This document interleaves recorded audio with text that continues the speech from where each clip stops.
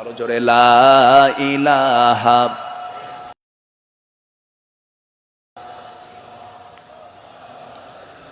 Speaker আওয়াজটা নাই, খুব আওয়াজ কম হচ্ছে, বলেন যে কানে আওয়াজ দিতে হবে।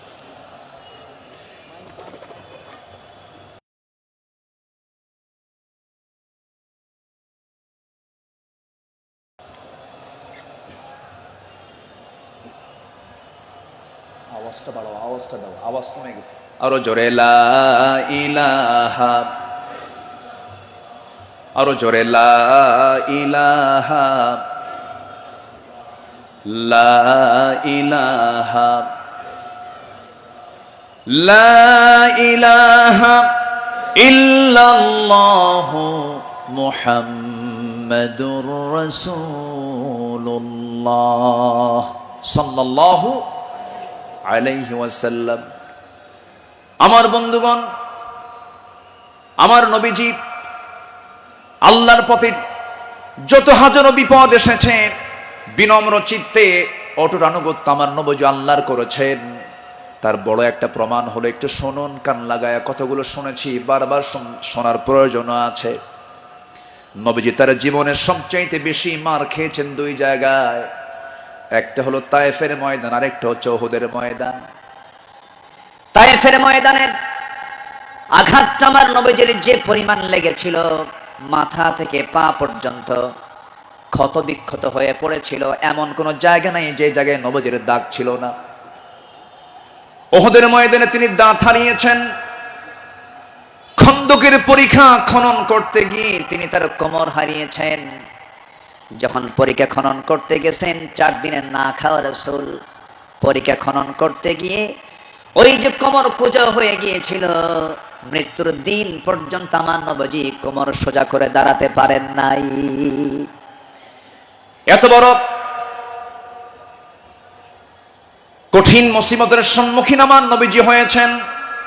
সবচেয়ে কঠিন টাইম চলে গেছে হলো তায়েফের ময়দানে। বুক ভরা আশা নিয়ে কালিমার দাওয়াত দিতে গেছেন, কিন্তু সেই জায়গায় আমার নবীজি ফুল পেয়েছেন না পাথর পেয়েছেন? ফুল পেয়েছেন না পাথর পেয়েছেন? পাথর পেয়েছেন। কিন্তু আমার নবীজি রক্তাক্ত অবস্থায় পড়ে থাকলেন। জুতার তলার সঙ্গে পায়ের তলার জমাট বেঁধে গেছে। নবীজি দাঁড়াতে পারছেন না, সেন্সলেস হয়ে পড়েছিলেন। কিন্তু যখন হোশটা ফিরে আসলো, মালাকুল জিবাল এসে নবীকে লক্ষ্য করে বলছেন, ইয়া রাসূলুল্লাহ, দুই দিকের পাহাড় দিয়ে চাপা দিয়ে এদেরকে আমি শেষ করে দিই, আপনি শুধু অর্ডার করেন। জবাবে আমার রাসূল বললেন, লা বাল আরজু আন ইউখরিজাল্লাহ মিন আসলাবিহিম মান ইয়াবুদুল্লাহ ওয়াহদাহু লা ইউশরিকা বিহি শাইআন। সহিহ মুসলিমের হাদিস এসেছে, রাসূল বললেন, না না ও ফেরেশতা, এদেরকে চাপা দিয়ে মেরো না। আমি আশা করি এদের ওরস থেকে যে সন্তান জন্ম নেবে তারা আল্লাহর ইবাদত করবে। জোরে বলি সুবহানাল্লাহ। রাসূল তাদেরকে মাফ করে দিয়েছেন। আমার বন্ধুগণ, আমার নবীজি আনুগত্য কাকে বলে আল্লাহ রাসূল তা শিখিয়ে দিয়েছেন, সাহাবাদের জীবনে তা শিখিয়ে দিয়েছেন। সাহাবে কেরাম রাসূলকে জীবন দিয়ে ভালোবেসেছেন। মিকদাদ রাদিয়াল্লাহু তাআলা আনহু রাসূলকে সামনে দাঁড় করিয়ে বলছেন, ইয়া রাসূলুল্লাহি ওয়াল্লাহি ইয়া রাসূলুল্লাহ লা নাকুলু কামা ক্বালাত বানু ইসরাঈল লিমূসা ফাযহাব আনতা ওয়া রাব্বুকা ফাকাতিলা ইন্না হাহুনা কাঈদুন ওয়ালাকিন্নানা নুকাতিলু আন ইয়ামিনিক ওয়া আন ইয়াসারিক ওয়া মিন বাইনি ইয়াদাইক ওয়া মিন খালফিক। জোরে বলি আল্লাহু আকবার। হে রাসূল, আমাদের কেমন পাবেন না, যেমন করে মুসার উম্মত মুসাকে বলেছেন এমন করে আমরা তা বলবো না, আপনাকে বলবো। আমরা আপনার ডান থেকে বাম থেকে সামনে থেকে পিছন থেকে যখন ডাক দিবেন বাতিল শক্তির মোকাবেলায় ঝাঁপ দিয়ে পড়বো। জোরে বলি আল্লাহু আকবার। আমার নবীর চেহারায় আনন্দের ঝলকানি প্রকাশ পেল। সাহাবীরা আমার নবীর চতুর্পার্শ্বে সবসময় ছায়া দিয়ে রেখেছেন। জীবনের চাইতে তারা রাসূলকে বেশি ভালোবেসেছেন। আনুগত্য কাকে বলে? এই পৃথিবীতে প্রধান কাতারে যারা ছিলেন তারা হচ্ছেন সাহাবে কেরাম। সাদ ইবনে মুআজ রাদিয়াল্লাহু তাআলা আনহু বদর যুদ্ধের দিন মৃত্যুর ভয় না করে নবীর আনুগত্যে দাঁড়িয়ে দৃপ্ত কণ্ঠে বলেছিলেন, ফাওয়াল্লাযী বাআসাকা বিল হক লাউ ইসতা'রাদতু বিনা হাযাল বাহরা ফাকুদতাহু লাখুদনাহু মা'আক। সেই সত্যের কসম যিনি আপনাকে সত্য সহ প্রেরণ করেছেন, যদি আপনি আমাদেরকে আজকে সমুদ্রের দিকে অগ্রসর হতে বলেন তাতেও প্রবেশ করেন, আমরা সাথে সাথে আপনার অনুসরণ করে আমরাও সমুদ্র বক্ষে ঝাঁপ দেব, কোনো পরোয়া করব না। জোরে বলি আল্লাহু আকবার। আমার বন্ধুগণ, নাম্বার 2 আমরা চলে আসি দান এবং দানশীলতায়, রাসূলের আদর্শ এবং সাহাবীদের অনুসরণ। আমার নবীজির দান, তার যে দানশীলতার ব্যাপারে হাদিস এসেছে, তিনি প্রবাহিত বাতাসের মতো দান করতেন। কানা রাসূলুল্লাহ সাল্লাল্লাহু আলাইহি সাল্লাম আজওয়াদান নাস, ফালা রাসূলুল্লাহ সাল্লাল্লাহু আলাইহি সাল্লাম আজওয়াদু বিল খাইর মিনার রিহিল মুরসালা। আমার নবীজি প্রবাহিত বাতাসের মতো তিনি দান করতেন। যখন শুরু করতেন দান থামতো না, অবারিত দান করতেন। জোরে বলি সুবহানাল্লাহ। সাইয়েদনা ওমর ফারুক রাদিয়াল্লাহু তাআলা আনহু তিনি বলেন, তাবুকের প্রান্তরে বুক ভরা আশা নিয়া নবীর সামনে দাঁড়ালাম এবং মনে মনে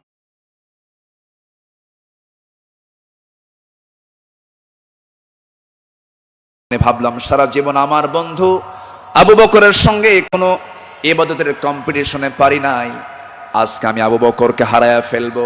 তিনি করলেন কি, সমস্ত সম্পত্তির অর্ধেক তিনি তাবুক অভিযানে তিনি দান করলেন। আব্দুর রহমান ইবনে আওফ রাদিয়াল্লাহু তাআলা আনহু 3 বস্তা সোনা দান করেছেন। সবার দান যখন শেষ হয়ে গেছে, আমার নবী অপেক্ষার প্রহর গুনছেন তার সারা জীবনের বন্ধু, 3 দিনের ছোট বড় হিজরতের রাতের সাথী সাইয়েদনা আবু বকর সিদ্দিক রাদিয়াল্লাহু আনহু তিনি কখন তাবুকের জন্য তিনি কি নিয়ে আসবেন, তার দানের পরিমাণ কি, তিনি অপেক্ষার প্রহর গুনছেন। নবীর সামনে যখন এসে দাঁড়ালেন, রাসূল লক্ষ্য করে বলছেন, ইয়া আবা বকর মা আবকাইতা লিহালিক, হে আমার আবু বকর, তোমার পরিবার পরিজনের জন্য তুমি কি রেখে এসেছো?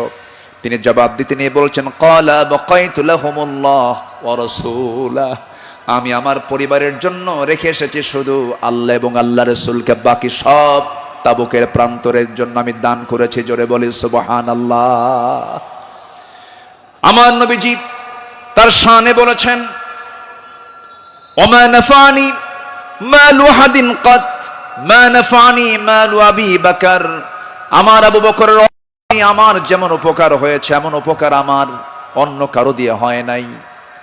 প্রতিটি মানুষের ইহসান পরিশোধ করতে পেরেছি, যে পরিশোধ করতে পেরেছি, কিন্তু আমার আবু বকরের ইহসান সমূহ এমন যে তার প্রতিদান কেবল আল্লাহ ছাড়া কেউ প্রতিদান দিতে পারবে না। জোরে বলি সুবহানাল্লাহ।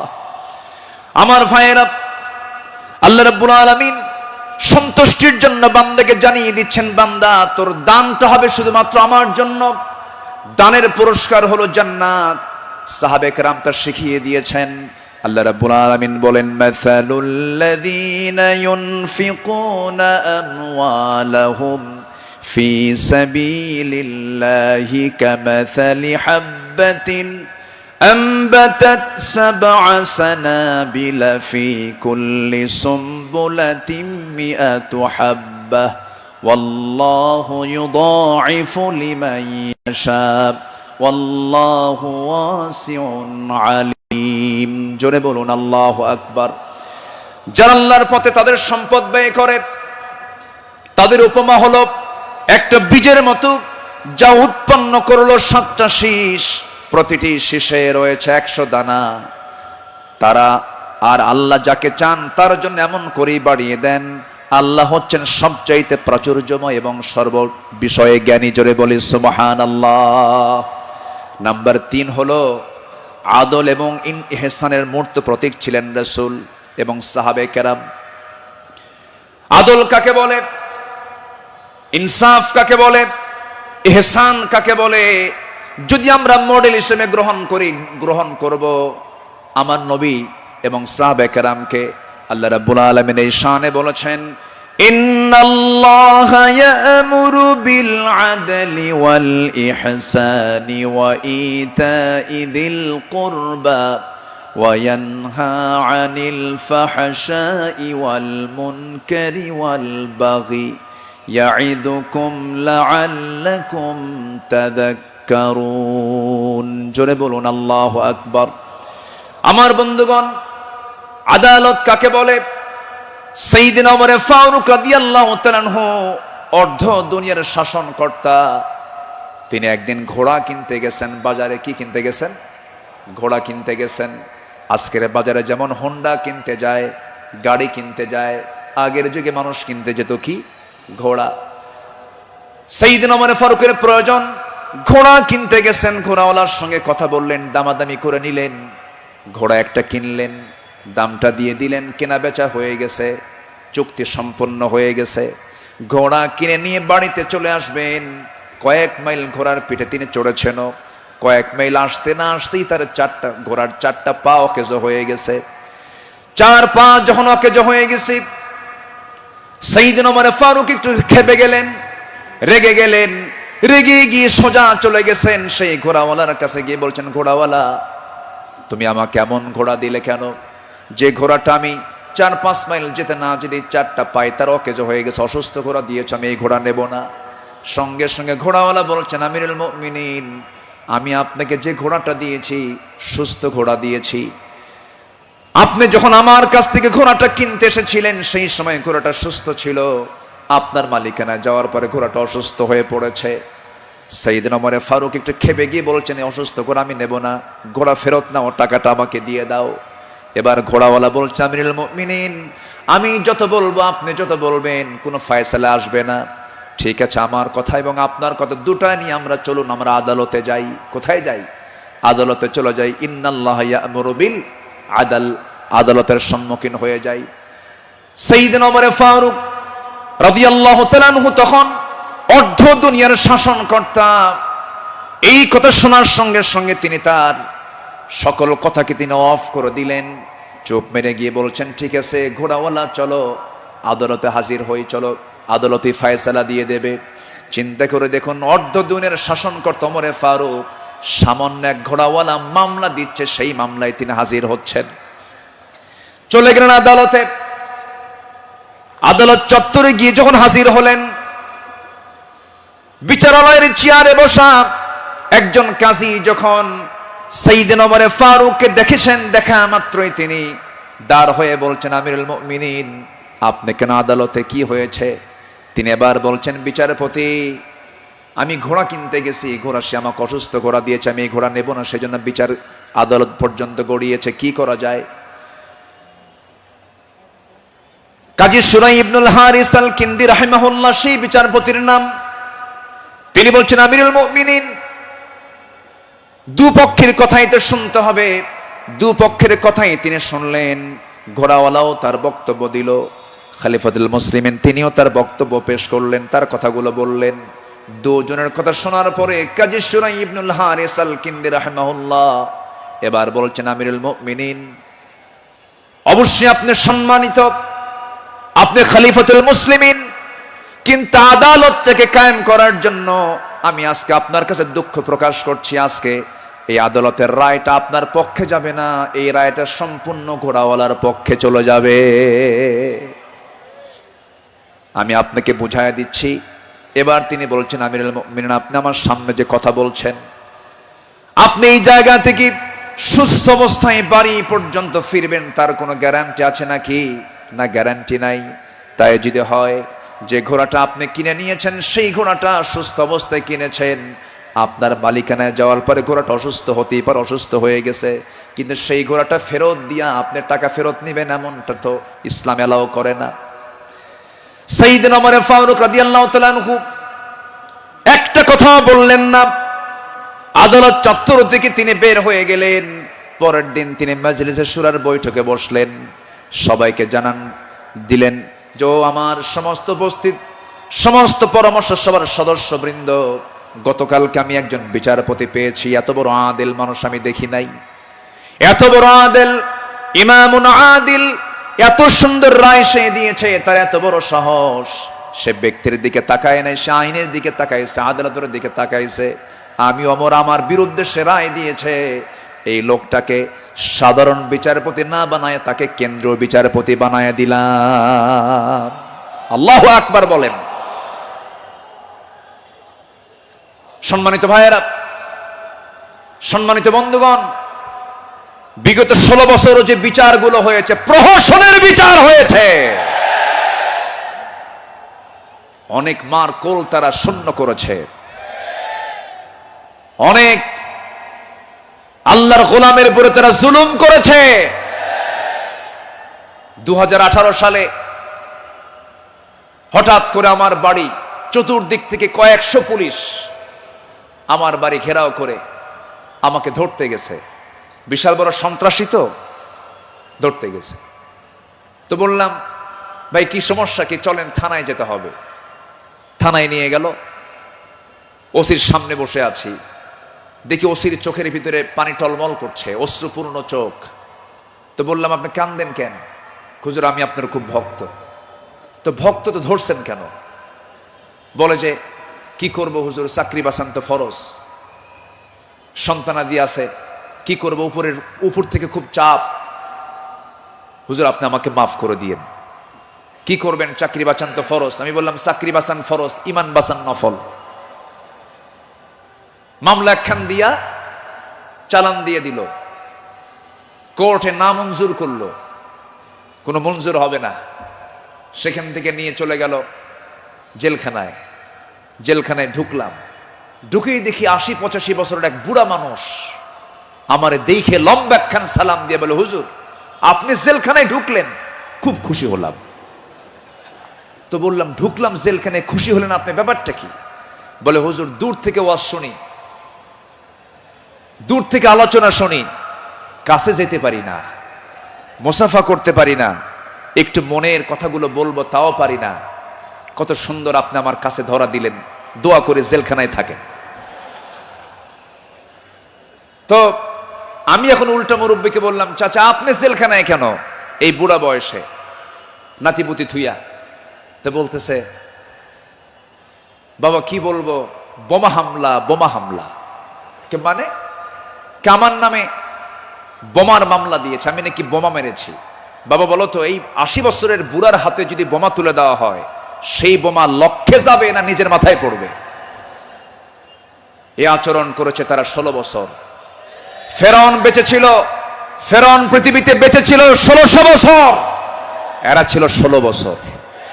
সংখ্যার যে মিল হলো কেমনে বুঝলাম না। ফেরাউনের যে চরিত্র, এদের সেই একই চরিত্র তারা প্রকাশ করেছিল 16 বছর।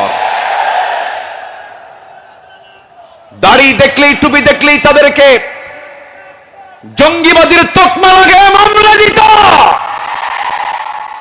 রাস্তার ফকির পর্যন্ত মামলার শিকার হয়েছে। আল্লাহ পাক একটা পরিবেশ আমাদেরকে উপহার দিয়েছেন, দিন কায়েমের কাজে আমরা এই পরিবেশকে কাজে লাগাবো। জোরে বলি ইনশাআল্লাহ, আরো জোরে বলি ইনশাআল্লাহ। আল্লামা সাঈদী তিনি দুনিয়া থেকে বিদায় নিয়েছেন, তার একটাই স্বপ্ন ছিল, এই বাংলার জমিন শাসন হবে কোন দিন? কোরআন দিয়া। এটাই তার স্বপ্ন ছিল। সেই স্বপ্ন পূরণ করার জন্য আল্লামা সাঈদীকে জীবন দিয়ে ভালোবাসেন আপনারা, আমি বিশ্বাস করি। কারণ 100 বছরের ইতিহাসে এমন রেকর্ড নাই। আল্লামা সাঈদীর শুধু ফাঁসির রায় দিয়েছিল, সেই রায়কে কেন্দ্র করে একই দিনে শতাধিক মুসলমান শাহাদত বরণ করেছিল। সম্মানিত ভাইয়েরা, তার যে স্বপ্ন, এই দেশ আল্লাহর জমিন, আল্লাহর জমিন, আল্লাহর দিন কায়েম হোক, সেই জমিনে দিন কায়েম হওয়ার জন্য যদি বুকের তাজা প্রাণ ঢেলে দিতে হয়, বুকের তাজা রক্ত ঢেলে দিতে হয়, জানমাল দিতে হয়, সবাই কি রাজি আছেন? রাজি আছেন কারা কারা? হাত উঁচু করে দেখান মুসলমান।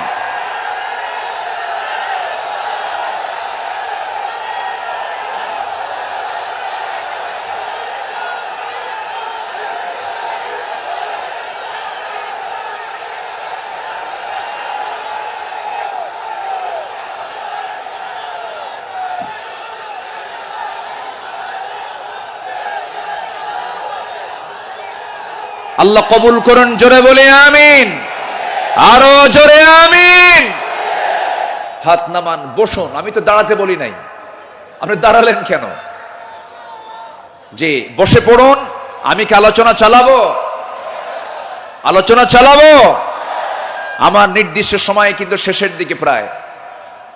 আমি কি আলোচনা চালিয়ে যাব? সবাইকে আমাকে সময় দিবেন? জোরে বলি ইনশাআল্লাহ, আরো জোরে বলি ইনশাআল্লাহ। সম্মানিত ভাইয়েরা, তাদের আদালতটা কি ছিল? সাইয়েদনা ওমর ফারুক রাদিয়াল্লাহু তাআলা আনহু একদিন কোন এক বাজার দিয়ে যাচ্ছিলেন। হঠাৎ করে কোন এক সাহাবীর গায়ে হাতে ছিল ছোট্ট ছড়ি, লাঠি ছিল, লাঠি দিয়ে ঘুতা মেরেছেন। মজা করে একটা ঘুতা মারলেন। সেই সাহাবীও কিছু মনে করেন নাই। মাস 6 পরে সাইয়েদনা ওমর ফারুক রাদিয়াল্লাহু তাআলা আনহু তার সঙ্গে দেখা করে বললেন, বন্ধু চলো আমার বাড়িতে যাই। বাড়িতে নিয়ে গেলেন, হাতটা ধরে ক্ষমা চেয়ে বললেন, শোনো আমার ভাইজান, অমুক দিন তোমার শরীরে একটু মজা করে একটু তরবারি কি বলে হাতের ছড়ি দিয়ে লাঠি দিয়ে একটু আঘাত করেছিলাম, কষ্ট পেলে আমাকে মাফ করে দিও। এই যে তোমার হাতে 600 দিরহাম দিয়ে দিলাম, তুমি আল্লাহর ঘর কাবা জিয়ারা করে আসবে। জবাবে সেই সাহাবী বলছেন, আমিরুল মুমিনিন, আপনি আমাকে যে আঘাত করেছেন এটা তো আমার মনেই নাই। সাইয়েদনা ওমর ফারুক বললেন, ও আমার ভাই, আমি যে তোমাকে মৃদু আঘাত করেছি, এটা যদি তুমি কিয়ামতের দিন আমার বিরুদ্ধে যদি আল্লাহর কাছে যদি আদালতে মামলা দিয়ে দাও, আমি জামিন পাবো না। এই জন্য আজকে দুনিয়াতেই তোমার কাছ থেকে আমি মাফ চেয়ে নিলাম। জোরে কোন সুবহানাল্লাহ। সাইয়েদনা ওমর ফারুক রাদিয়াল্লাহু তাআলা আনহু এক বোতল মধু এনেছেন, রাষ্ট্রের মধু। সেই মধুগুলো নিয়ে এসে বাড়িতে স্ত্রীর সামনে দাঁড়িয়ে বলছেন, স্ত্রী, মধুগুলো আনলাম।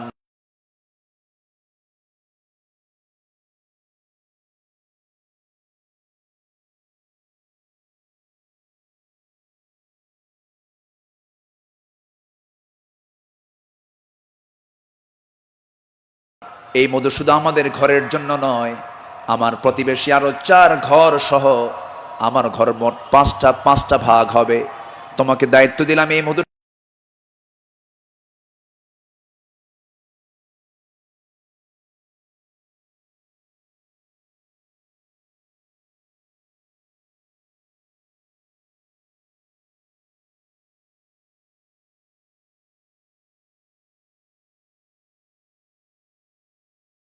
ভাগ কর। স্ত্রীকে মধুর বোতল আমি নেই নাই, আমি নিয়েছি। এই কারণটা হলো, এই যে মধু তুমি যখন ভাগ করতে যাবে,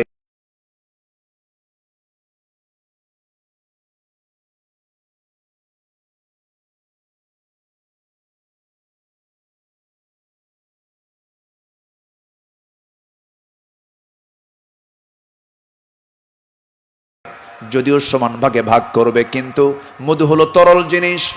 এই তরল মধু ভাগ করতে নিয়ে তোমার হাতে যতটুকুন মধু লেগে যাবে, ফোঁটা হোক 2 ফোঁটা হোক এতটুকুন মধু আমাদের ভাগে বেশি আসুক, এটা চাই নাই। মনে করে মধু ভাগের দায়িত্ব আমি অন্যের কাঁধে চাপাই। বলি আল্লাহু আকবার। ইন্নাল্লাহা ইয়া'মুরু বিল আদল ওয়াল ইহসান। আল্লাহু আকবার বলি। নাম্বার 4 হলো 10টা পয়েন্ট, একটু কান লাগান, খরগোশের মতো কানটা একটু খাড়া করে মনোযোগ দিয়ে সবাই মনোযোগ দিয়ে শুনুন।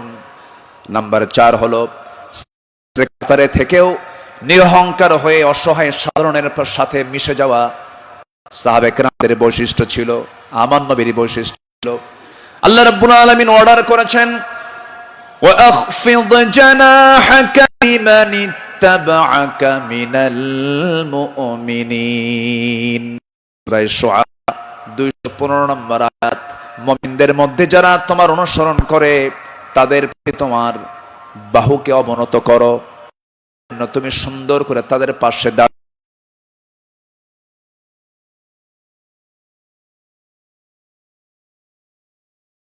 যাও, দিলটা নরম করে তাদের সঙ্গে কথা বলো। জোরে বলি সুবহানাল্লাহ। আমার বন্ধুগণ, এই ব্যাপারে আমার নবী সবার আগে তিনি এগিয়ে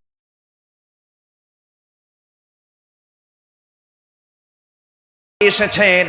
ঈদের দিন আমার নবীজি দেখেন জীর্ণ শীর্ণ পোশাকের ছোট্ট একটা বাচ্চা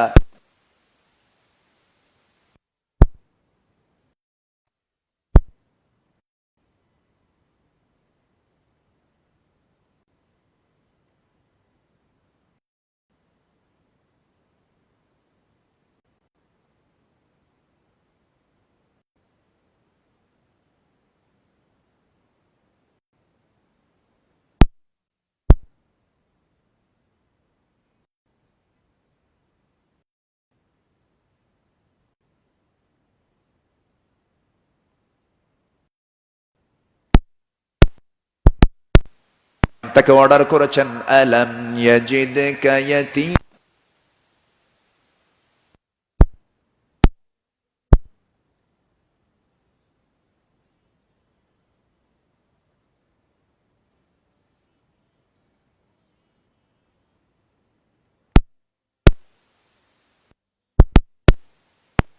فلا تنهر وأما بنعمة ربك فحدث আমার বন্ধুগণ সাইয়েদনা আবু বকর সিদ্দিক রাদিয়াল্লাহু আনহুর খেলাফত আমল চলছিল সাইয়েদনা আবু বকর রাদিয়াল্লাহু তাআলা আনহু সেই সময় যখন খেলাফত পেলেন নতুন যখন তিনি দায়িত্ব পেলেন খেলাফত গ্রহণ যখন তিনি করলেন নতুন খলিফা হয়েছেন এই খেলাফতের সংবাদ পেয়ে অনেকে আনন্দ প্রকাশ করছে সুন্দর একজন খলিফা আমরা পেয়েছি কিন্তু ওই মদিনার ছোট্ট একটা গ্রামের একজন মহিলা অঝরে ঝাড়ে কাঁদতেছে কান্নায় সে ভেঙ্গে পড়ছে সবাই বলল মহিলা তুমি কান্দো কেন ও নারী তুমি কান্দো কেন ও মহিলা তুমি কান্দো কেন কান্নার হেতুটা কি সঙ্গে সঙ্গে মহিলা বলতেছে কান্নার কারণ হলো এমন একজন ব্যক্তি খেলাফতের দায়িত্ব পেয়েছে যে লোকটা আমার বাড়ির প্রত্যেকদিন ছাগলটা দহন করে যেত ছাগলের দুধটা দহন করত আজকে সে খেলাফতের দায়িত্ব পেল কিন্তু আমার এই ছাগলের দুধটা দহন করার মতো লোক আর আমি পাবো না এই জন্য আমি কান্দি ওই মহিলার কান্না যখন সাইয়েদনা আবু বকরের কানে যখন সংবাদটা চলে গেছে ওই মহিলার সামনে দাঁড়িয়ে বলছেন মহিলা কেঁদো না আমি খলিফার দায়িত্ব পেয়েছি খেলাফতের দায়িত্ব পেয়েছি বলে তোমার দায়িত্ব আমি পালন করব না ভুল কথা আমার দায়িত্ব এটাও রয়ে যাবে আমার খেলাফতের দায়িত্ব রয়ে যাবে জোরে বলেন সুবহানাল্লাহ ইবনে আসাকার বলেন সিরাত গ্রন্থে এসেছে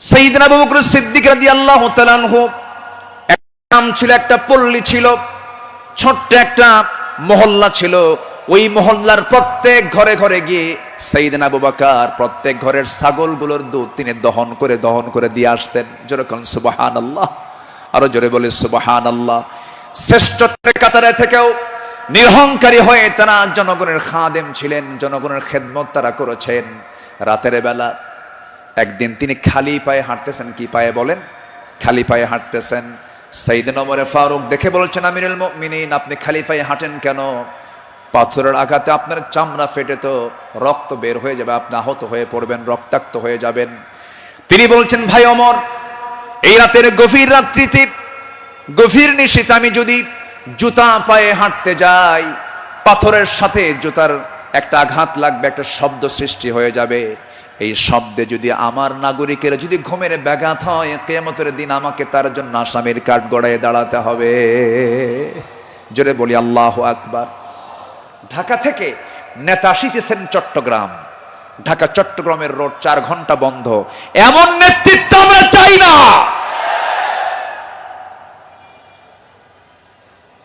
আমরা শাসক দেখতে চাই জনগণের শাসক ঠিক কি না আমরা কিসের শাসক দেখতে চাই যাকে দেখলে ওমরের কথা মনে হবে যাকে দেখলে আবু বকরের কথা মনে হবে যাকে দেখলে ওসমানের কথা মনে হবে একটা ওমর আল্লাহ পাক তুমি বাংলার জমিনে দিয়া দাও জোরে বলি আল্লাহুম্মা আমিন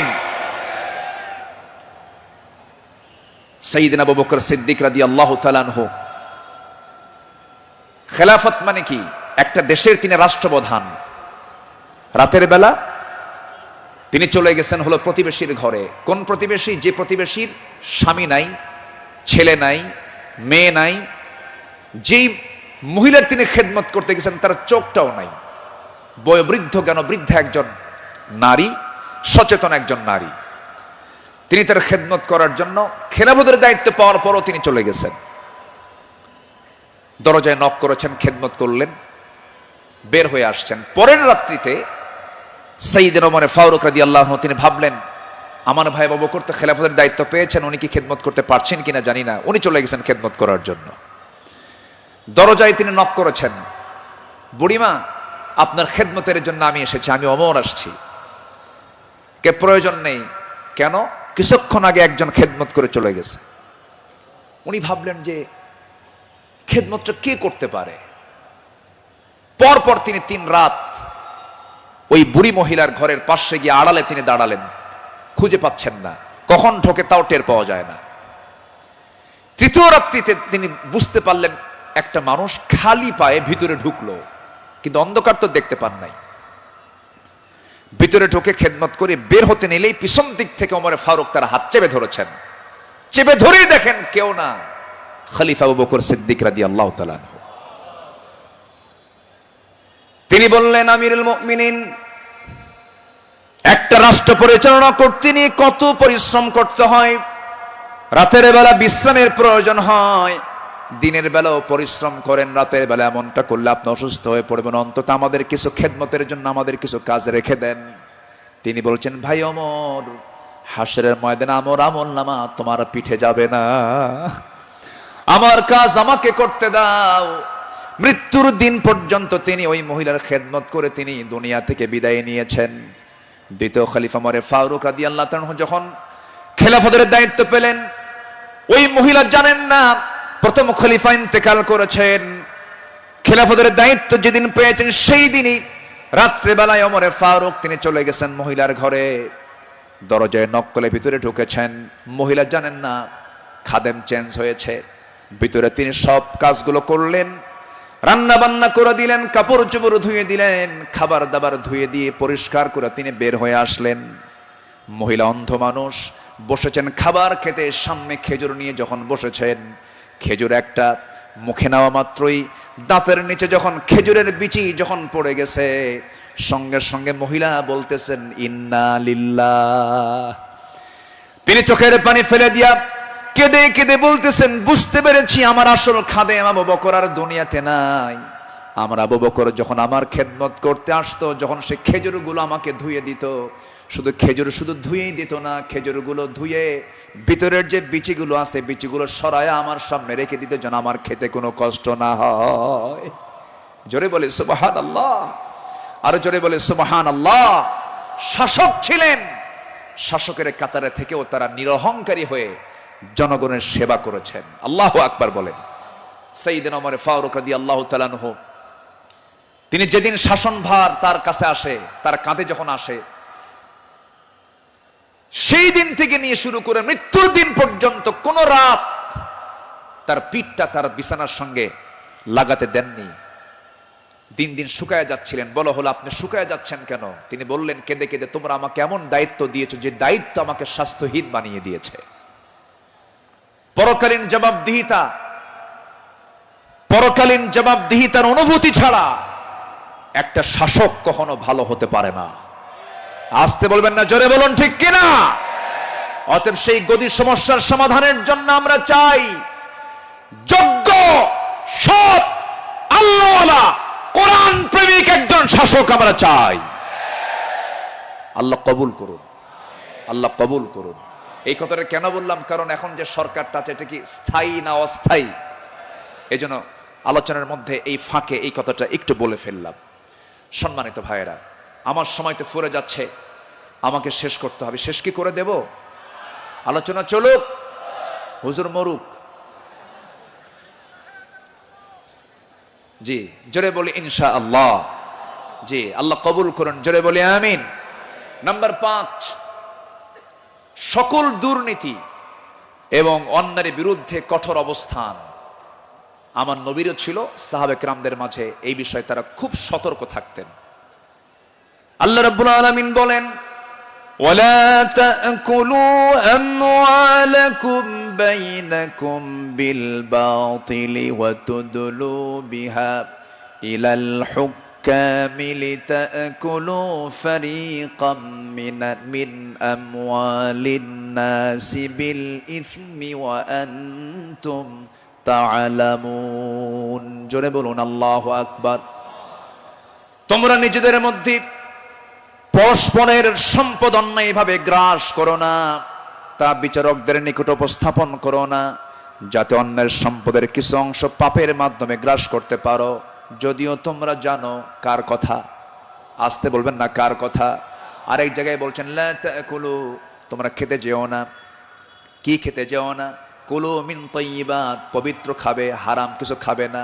লা তাকুলুর রিবা আদআফাম মুদাআফা আহাল্লাল্লাহুল বাইয়া ওয়া হাররামান রিবা। বিভিন্ন জায়গাতে আল্লাহ পাক ক্লিয়ার কথা বলে দিয়েছেন। আমার বন্ধুগণ, সাহাবায়ে কেরাম দুর্নীতি কেমন করে বন্ধ করা যায়, অন্যের বিরুদ্ধে কেমন কঠোর হতে হয়, তা বাস্তব জীবনে তা দেখিয়ে দিয়েছেন। বাস্তব জীবনে আল্লাহ রাসূল তা বুঝিয়ে দিয়েছেন। বিচার কেমনে করতে হয়, বিচারের রায় কেমনে নামাতে হয়, তাও রাসূল শিখিয়ে দিয়েছেন। বিচার কি সবার জন্য সমান না সমান? আইন সবার জন্য, আইন সবার জন্য সমান। আমার নবীজি বসে আছেন, একটা বিচার আসলো। এক সম্ভ্রান্ত পরিবারের মহিলা কন্যা সন্তান চুরি করে ধরা পড়েছে। রাসূল বললেন কোনো কথা নাই, হাত কাটো, হাত কেটে ফেলো। রাসূল অর্ডার দিলেন। আমার নবীর উপরে কথা বলার কোনো সাহস কারো নাই। ওই সম্ভ্রান্ত পরিবারের লোকজন এসে সাইয়েদনা ওমর ফারুককে বিভিন্ন কিছু বুঝায়া দিয়ে বলছেন, আপনি যদি রাসূলকে সুপারিশ করেন হয়তো রাসূল শুনতে পারেন। সাইয়েদনা ওমর ফারুক এসে আমার নবীর সামনে দাঁড়িয়ে বলছেন, ইয়া রাসূলুল্লাহ, যে মহিলার হাত কাটার অর্ডার দেওয়া হয়েছে সে তো সম্ভ্রান্ত পরিবারের, দেখুন তো কিছু করা যায় নাকি? আমার নবীজি সেই সময় আল্লাহর কসম করে বলেন, আল্লাহি, হে আমার ওমর, আল্লাহর কসম করে বললি, আল্লাহর কসম করে বলছি, এই চুরিটা যদি ওই সম্ভ্রান্ত পরিবারের মেয়ে ফাতিমা না হয়ে যদি কলিজার টুকরা মেয়ে আমার ফাতিমা বিনতে মুহাম্মদ হতো, যদি এটা প্রমাণ হয়ে যেত, লাকাতাতু ইয়াদাহা, আমি রাসূল নিজে তার হাতটা ধরে কেটে দিতাম। আল্লাহু আকবার। দুর্নীতির কোনো সুযোগ সেই সমাজে ছিল না, কারণ যারা বিচার করেছেন তারা ছিলেন হলো সৎ বিচারক। আমরা সৎ শাসক, সৎ বিচারক দেখতে চাই। আর সৎ শাসক এবং সৎ বিচারক সৃষ্টি তখনই হতে পারে যারা কোরআন সমাজে চায়। যারা সমাজে কি চায়? কোরআন চায়। সাইয়েদনা ওমর ফারুক রাদিয়াল্লাহু তাআলা আনহু, যে সময় তিনি খলিফাতুল মুসলিমিন, ইরাকের গভর্নর ছিলেন হলো আবু মুসা আশআরী রাদিয়াল্লাহু তাআলা আনহু। তিনি করলেন কি, তিনি একদিন মদিনায় এসে সাইয়েদনা ওমর ফারুক রাদিয়াল্লাহু আনহুর জন্য এবং তার স্ত্রী আতিকা রাদিয়াল্লাহু আনহার জন্য কিছু কাপড় চোপড় উপঢৌকন স্বরূপ নিয়ে আসলেন। নিয়ে এসে তার সামনে দাঁড়িয়ে বলছেন, আমিরুল মুমিনিন, আপনার জন্য, এই যে আপনার জন্য কিছু কাপড় উপঢৌকন নিয়ে এসেছি। তিনি মুস্কি হাসি মারলেন। মুস্কি হাসি মেরে বললেন, আমার গভর্নর আবু মুসা আশআরী, তুমি আমার জন্য এই যে উপঢৌকনগুলো নিয়ে এসেছো, হাদিয়া নেওয়া সুন্নত, হাদিয়া দেওয়া সুন্নত, তাহাদু তাহাব্বু, ভালো কথা, এটা সাধারণ ব্যক্তিদের মাঝে হতে পারে, কিন্তু আমি শাসক, আমি যদি আজকে তোমার এই উপঢৌকন গ্রহণ করি ঘোষের পর্যায়েও যেতে পারে, আমি এটা গ্রহণ করব না। আল্লাহু আকবার বলেন। তিনি না গ্রহণ করে তার হাদিয়াটাকে, উপঢৌকনটাকে তিনি ফেরত দিয়েছেন। শাসকের কাতারে থেকে এমন উপঢৌকন নাও আমি জায়েজ মনে করি না, বললেন ওমর ফারুক রাদিয়াল্লাহু তাআলা আনহু। আল্লাহু আকবার। সম্মানিত ভাইয়েরা, সম্মানিত বন্ধুগণ, নাম্বার 6 হলো নির্ভীকতা এবং মহান আল্লাহর উপরে দৃঢ় তাওয়াক্কুল করা। এটা ছিল আমার নবী এবং সাহাবে কেরামদের সারা জীবনের আমল ছিল। জীবনে তারা চুল পরিমাণ কোনো ভয় পান নাই। আমরা কি ভয় করব কাউকে? কাকে ভয় করব? আল্লাহ ছাড়া কাউকে ভয় করা জায়েজ আছে? আল্লাহকে ছাড়া কাউকে ভয় করা কি জায়েজ আছে? আমার নবীজি কোন এক যুদ্ধের ময়দানে যাবেন, একটা গাছের নিচে তিনি শুয়ে পড়লেন। বাবলা গাছ, বাবলা গাছের ডালে তরবারি রেখে তিনি বিশ্রাম নিচ্ছিলেন। হঠাৎ করে এক বেদুইন এসে আমার নবীর সেই তলোয়ারটা তার হাতে তুলে নিয়ে বলতেছে, মুহাম্মদ, আমার হাতে তোমার জীবন, আমি তোমাকে এখন হত্যা করতে পারি। এই কথা বলা মাত্রই বলতেছে, এখন তোমাকে কে বাঁচাবে? বেদুইন বলছে, তোমাকে এখন কে বাঁচাবে মুহাম্মদ? আমার নবীজি বলেন, আমাকে বাঁচাবেন আমার আল্লাহ, আমাকে বাঁচাবেন আমার আল্লাহ, আমাকে বাঁচাবেন আমার আল্লাহ। তিনবার রাসূল যখন বললেন, ওই বেদুইনের হাত থেকে তরবারি থরথর থরথর করে পড়ে গেল। আমার নবীজি দৌড় মেরে গিয়ে সেই তরবারি হাতে নিয়ে বললেন, বেদুইন, এখন তোমাকে বাঁচাবে কে? আমি তো আল্লাহর কাছে আশ্রয় নিয়েছি, আল্লাহ আমাকে বাঁচান, এখন তোমাকে কে বাঁচাবে? বেদুইন তার চোখের পানি আটকাতে না পেরে আমার নবীর সামনে দাঁড়িয়ে বলছে, আপনি সত্যি আল্লাহর রাসূল, আপনি আমাকে পড়িয়ে দেন লা ইলাহা ইল্লাল্লাহ, ফাইদা আযামতা ফাতাওয়াক্কাল আলাল্লাহ ওয়া কাফা বিল্লাহি ওয়াকিলা ইন্নাল্লাহা ইউহিব্বুল মুতাওয়াক্কিলিন ওয়া মান ইয়াতাওয়াক্কাল আলাল্লাহ ফাহুয়া হাসবুহ। যে ব্যক্তি আল্লাহর প্রতি তাওয়াক্কুল করবে, আল্লাহ তার জন্য যথেষ্ট হয়ে যান। আমাদের ভরসা রাশিয়া নয়, আমেরিকা নয়, ইন্ডিয়া নয়, চায়না নয়, আমাদের কারোর মধ্যে ভরসা করার দরকার না। আমাদের ভরসা কে? আসতে বলবেন না, তিনি কে? আমাদেরকে বাঁচাবেন তিনি, যার হাতে আমাদের প্রাণ, তিনি সে আল্লাহ আমাদেরকে বাঁচাবেন। আল্লাহ কবুল করুন, জোরে বলি আমিন। ইসলাম গ্রহণ করেছেন 40 নম্বরে, 41 নম্বরে সাইয়েদনা ওমর ফারুক রাদিয়াল্লাহু তাআলা আনহু। ইসলাম কবুল করেই রাসূলের সামনে তরবারি রাসূলের পায়ের কাছে রেখে বললেন, ইয়া রাসূলুল্লাহ, আমাদের মুসলমানদের সংখ্যা কত? আমার রাসূল বললেন, ওমর, সাহাবীর সংখ্যা মাত্র 40 জন, 40 থেকে 41 জন। সাইয়েদনা ওমর ফারুক বলেন, এটাই বিশাল সংখ্যা। আজকে আমরা কাবার চত্বরে গিয়ে প্রকাশ্যে ঘোষণা করব লা ইলাহা। কোন সাহাবী বললেন? বলেন বলেন, কোন সাহাবী? আজকে তো এক সাহাবীর ইতিহাসটা একটু বেশি টানলাম, প্রসঙ্গটা চলে আসলো। তিনি বলে ফেললেন, কি পরিমাণ সাহস হতে পারে! সাহসের পিরামিড। সাইয়েদনা ওমর ফারুক গিয়ে প্রকাশ্য রূপে সামনে ঘোষণা করলেন, কে আছো? আমার সামনে আসো, লা ইলাহা।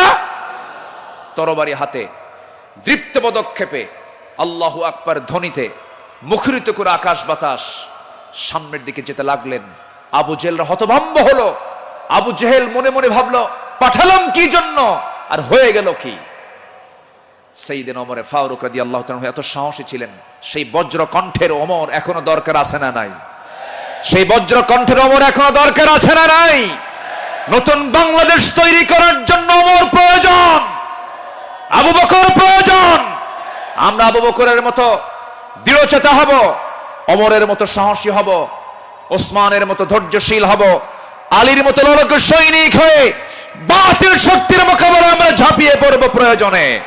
রাজি আছেন কারা কারা? হাত উঁচু করে দেখান মুসলমান।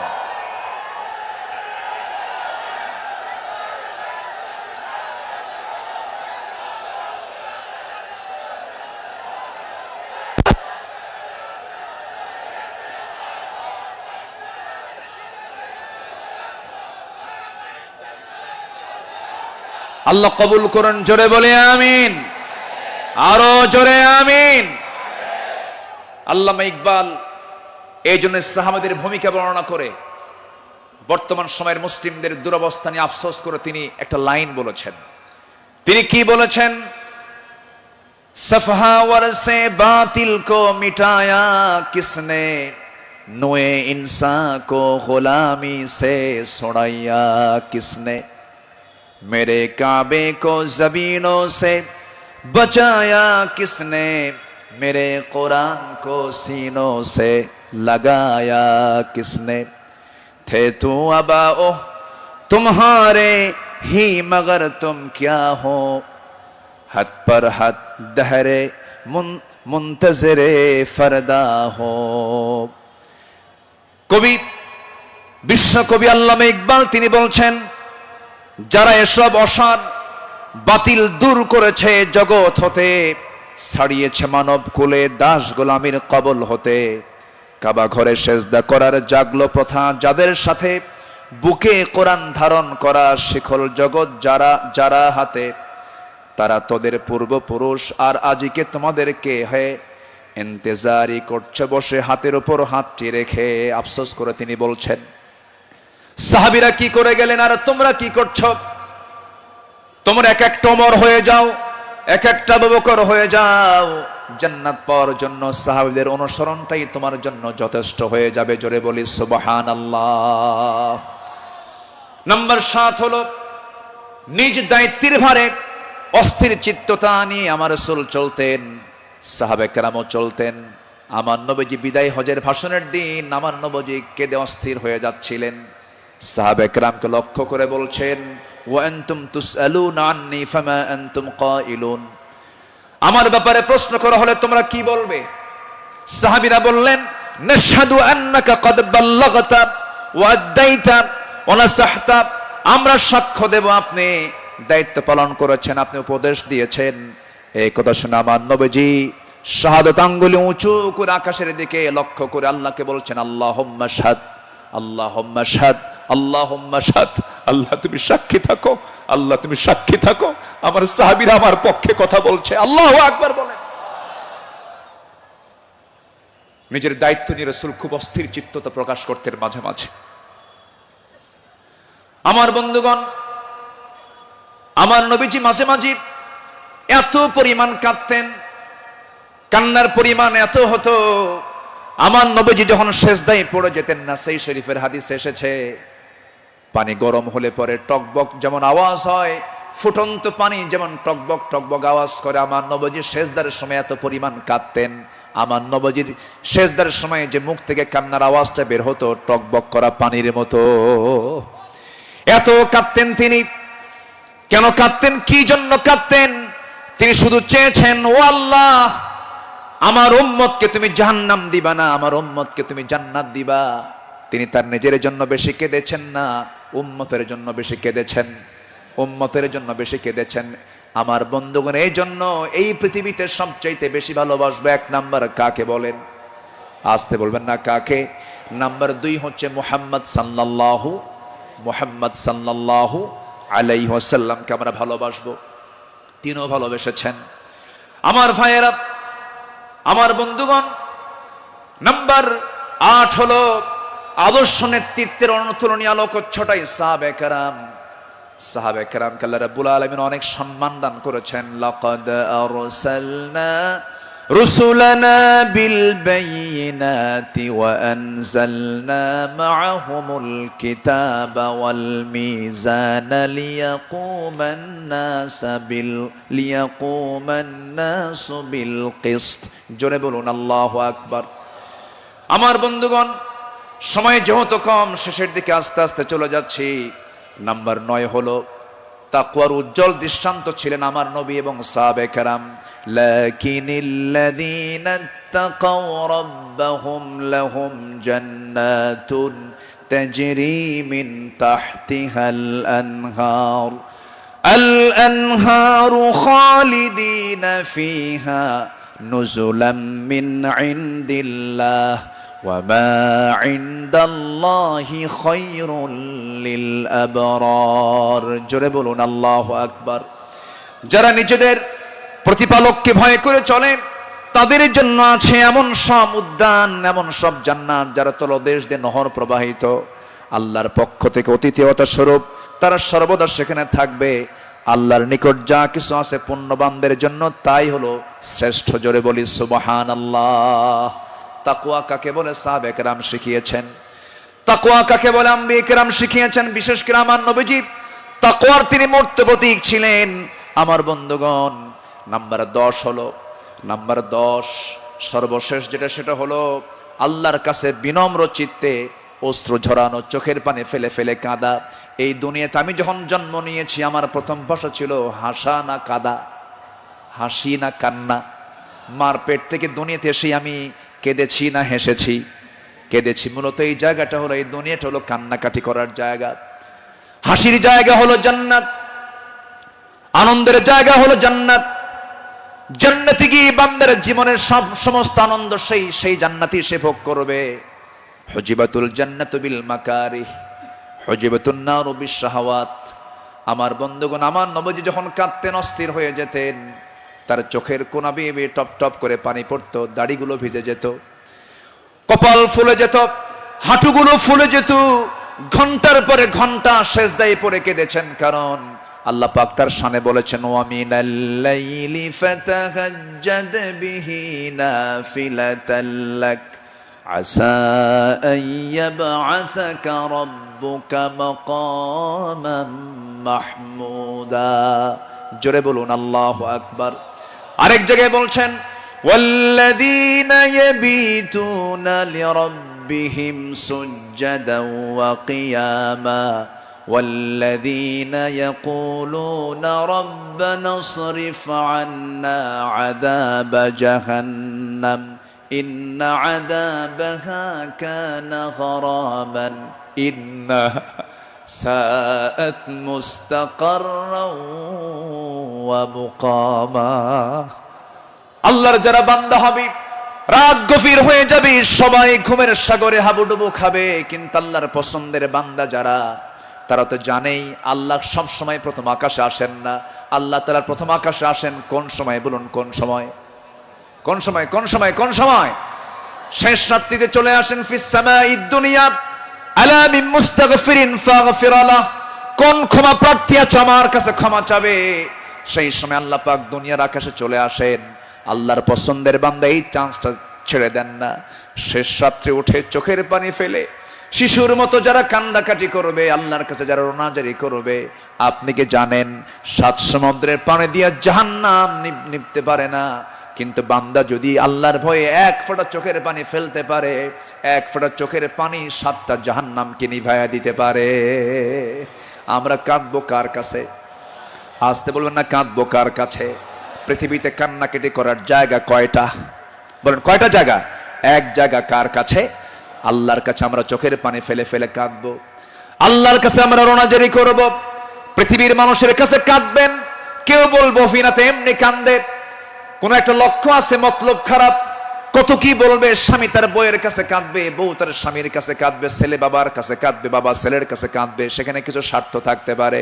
কিন্তু বান্দা যদি শুধুমাত্র আল্লাহর জন্য কাঁদতে পারে, আল্লাহ রাব্বুল আলামিন তার বান্দার সেই কান্নার পরিপূর্ণ জাযা, পরিপূর্ণ পুরস্কার সেই বান্দার হাতে তুলে দিবেন। এই জন্য আমরা চোখের পানি খরচ করব কার জন্য? আসতে বলবো না, কার জন্য আমরা খরচ করব? ইন্নাল্লাযীনা উতুল ইলমা মিন ক্বাবলিহি ওয়া ইযা ইউতলা আলাইহিম ইয়াখিরুনা লিল আযকানি সুজদা। সূরা বনী ইসরাঈল 107 নম্বর আয়াত। যাদেরকে এর পূর্বে জ্ঞান দান করা হয়েছে, তাদের সামনে যখন আবৃত্তি করা হয়, তখন তারা বিনয়ের সাথে কাঁদতে কাঁদতে ভূমিতে জমিনে তারা লুটিয়ে পড়ে। ইয়াখিরুনা লিল আযকানি সুজদা। এই জন্য আমরা কাঁদবো। চোখের পানি যদি ফেলতে চাই, একমাত্র ফেলবো আমরা কার জায়গায়? কার কাছে? বলেন কার কাছে? কার কাছে? আল্লাহর কাছে। সাইয়েদনা ওমর ফারুক রাদিয়াল্লাহু তাআলা আনহু একদিন বসে আছেন, তার পাশে এক সাহাবী বসে একটা হাদিস বর্ণনা করছিলেন। মিসকাল হাববাতিন মিন কিবার, যার মধ্যে যাররা পরিমাণ অহংকার কাজ করবে, লা ইয়াদখুলুল জান্নাহ, সে ব্যক্তি জান্নাত পাবে না। ওমর ফারুক সেই জায়গা থেকে লাফ মেরে গিয়ে জমিনে লুটিয়ে পড়লেন।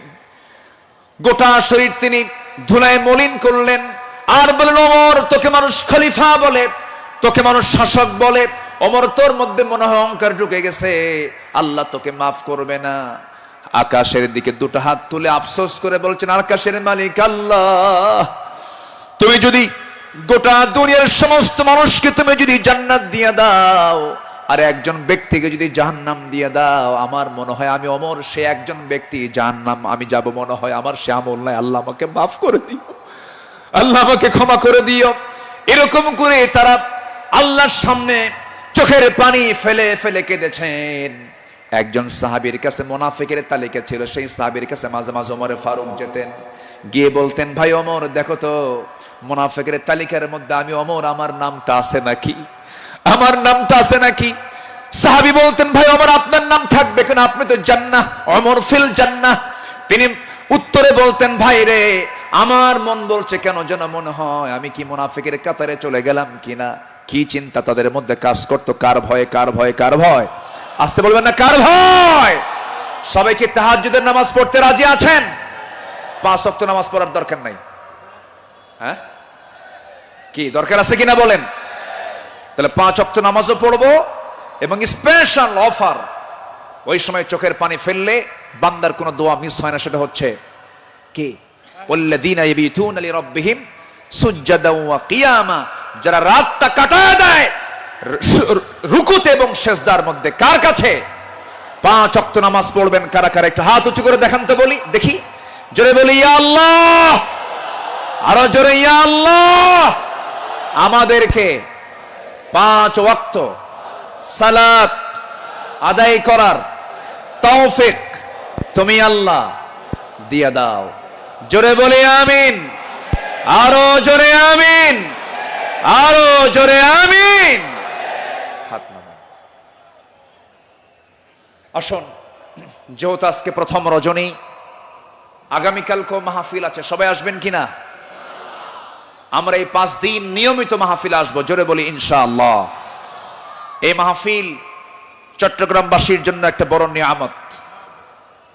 আল্লাহ তুমি এই মাহফিলকে কবুল করো। জোরে বলি আল্লাহুম্মা আমিন। আমরা আর সময় ক্ষেপণ করব না, যেহেতু আগামীকালকেও এখানে মাহফিল আছে, পরশু আছে, তারপরের দিন আছে।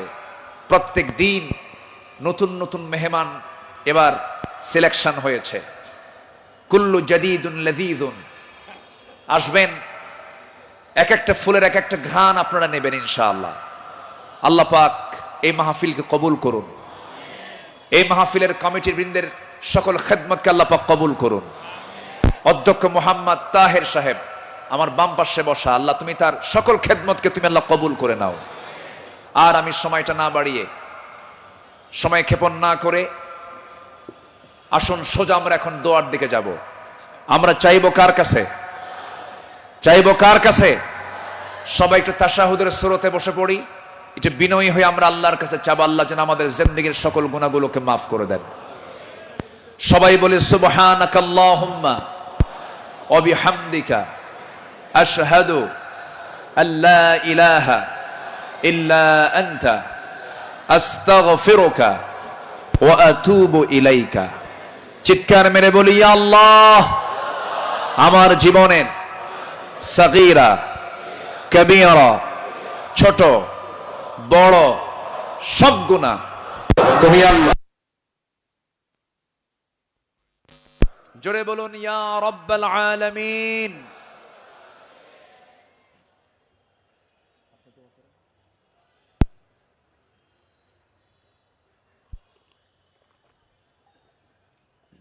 সবার কাছে আমি দোয়া চাই, সবাইকে আমার জন্য দোয়া করবেন। আমিও দোয়া করি আপনার জন্য, আল্লাহ যেন আমাদের এই সম্পর্ক যেন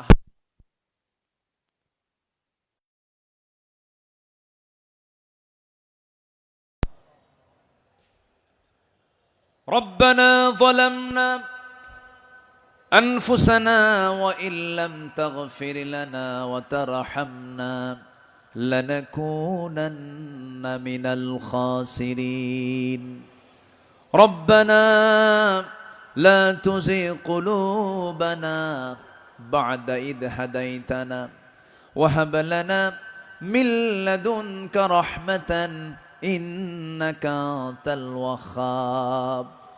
আয় আল্লাহ তাআলা, সন্ধ্যা থেকে শুরু করে নিয়ে 10টা পর্যন্ত দীর্ঘ সময় ধরে তোমার কালামের একটা আয়াতকে সামনে রেখে তোমার পছন্দের গোলাম আমাদের পয়গম্বর রাসূলের জীবন থেকে, তোমার পছন্দের বান্দা সাহাবে কেরামদের জীবন থেকে কিছু আলোচনা করেছি। তোমার কালাম থেকে কিছু কথা বলে শেষ সময়ে তোমার শাহী দরবারে কাঙ্গাল ফিকিরের মতো 2টা হাত পেতেছি আল্লাহ। আয় আল্লাহ তাআলা, চট্টগ্রামের এই প্যারেড ময়দান তুমি আল্লাহ বান্দাদের দিকে তাকায় দেখো, ভিক্ষুকের মতো হাত পেতে আছে রে আল্লাহ। গুনার দিকে নজর দিও না, বান্দা মনে করে তামাম জিন্দেগীর সমস্ত গুনাহগুলোকে মাফ করে দাও।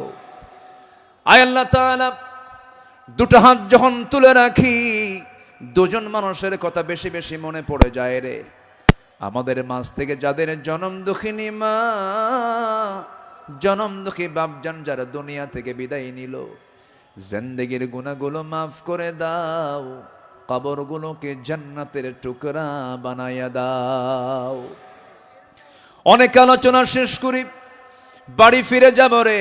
সব দেখব, ছেলে দেখব, মেয়ে দেখব, স্ত্রী দেখব, সন্তানদের দেখব, আত্মীয় স্বজন দেখব, কিন্তু মার দিকে তাকায় দেখতে চাবো, কিন্তু মার ঘরে মা নাই, মা কবরে চলে গেছেন। বাবা নাই, বাবা কবরবাসী হয়েছেন রে। গোটা পৃথিবীর সব খবর ঘরের কোণে বসে সব দেখা যায়, জানা যায়, শোনা যায়, কিন্তু ঘরের কোণে মা, কবরে মা শুয়ে আছেন, তার কোনো খবর দুনিয়াবাসীর কাছে থাকে না রে আল্লাহ। সে আব্বা আম্মা যারা চলে গেল, জিন্দেগির গুনাহগুলো মাফ করে দাও, কবরগুলোকে জান্নাতের টুকরা বানায়া দাও। ও আল্লাহ, এমন বান্দা আমার সঙ্গে হাত তুলতে পারেন, নিজের হাতে নিজের মাকে দাফন করেছেন, নিজের বাপকে নিজে হাতে কবরে নিয়ে কবরে শোয়া দিয়েছেন রে। সে আব্বা আম্মা যারা চলে গেছে, কবরের সমস্ত আযাবকে মাফ করে দিয়া কবরগুলোকে জান্নাতের বাগান বানায়া দাও। আব্বা আম্মার জন্য কি দোয়া তাও শিখিয়ে দিয়েছ, হাত একটু উঁচু করে আল্লাহর শেখানো দোয়া পড়ে আওয়াজ দিয়ে দিয়ে আমার সঙ্গে ঠোঁট মিলায়া সবাই আকাশ বাতাস মুখরিত করে সবাই আমার সঙ্গে ঠোঁট মিলায়া বলুন, রব্বির হামহুমা কামা রব্বায়ানি সগীরা, রব্বির হামহুমা কামা রব্বায়ানি সগীরা, রব্বির হামহুমা কামা রব্বায়ানি সগীরা। আয় আল্লাহ তাআলা, বিশেষ করে এই মাহফিলের আয়োজন যারা করলেন, শোনার জন্য দূর দূরান্ত থেকে যারা আসলেন, বিনিময়ে কিয়ামতের কঠিন ময়দান, যেদিন কেউ কাউকে চিনবে না, এমনকি মা সন্তানকে পর্যন্ত স্বীকার করে বসবে, যেদিন মানুষ কাঁদতে কাঁদতে চোখের পানিগুলো ফরে যাবে, চোখ থেকে রক্ত বের হওয়া শুরু হয়ে যাবে, সেই কঠিন মুসিবতের দিন এ মাহফিল সবার জন্য নাজাতের মাধ্যম তুমি আল্লাহ বানায়া দিও। ও আল্লাহ, ইসলামী সমাজ কল্যাণ পরিষদ চট্টগ্রামের সঙ্গে যারা শুরু থেকে ছিলেন, আজকে তারা দুনিয়াতে অনেকেই নাই, মেহেরবানি করে তাদের কবরগুলোকে জান্নাতের টুকরা বানায়া দাও। আয় আল্লাহ তাআলা, তোমার বান্দাগুলো দুটি হাত ভিক্ষুকের মতো পেতে আছে, তুমি আল্লাহ ভালো করে জানো, তুমি তো অন্তর্যামী আল্লাহ, তোমার বান্দাদের মনের বাসনা কি তুমি আল্লাহ ভালো করে জানো, যার যার চাওয়া তুমি আল্লাহ পাওয়া করে দিও। রোগাক্রান্ত থেকে রোগ মুক্ত করো, ঋণগ্রস্ত থেকে ঋণ মুক্ত হওয়ার তৌফিক দিয়া দাও। ব্যবসায়ী ঘাটতি, ব্যবসায়ী তুমি আল্লাহ বরকত দিয়া দাও। পরিবারে অশান্তি, তুমি আল্লাহ শান্তি দিয়া দাও। যার যে সমস্যাগুলো আছে মেহেরবানি করে তুমি আল্লাহ সমাধান করে দাও। লা তাদা লানা যামবান ইল্লা গফরতাহ, ওয়ালা হাম্মান ইল্লা ফাররাজতাহ, ওয়ালা দাইনান ইল্লা কাদাইতাহ, ওয়ালা মারিদান ইল্লা শাফাইতাহ, ওয়ালা হাজাতাম মিন হাওয়াইজিদ দুনিয়া ওয়াল আখিরাহ। আয় আল্লাহ তাআলা, এমন সময় হাত তুলেছি 180 কোটি মুসলমানের দুনিয়ায় মুসলমানদের পায়ের তলায় মাটি নাই। আয় আল্লাহ তাআলা, 180 কোটি মুসলমানের জন্য একটা মোর দারুণ দরকার, আল্লাহ মেহেরবানি করে মুসলিম উম্মার জন্য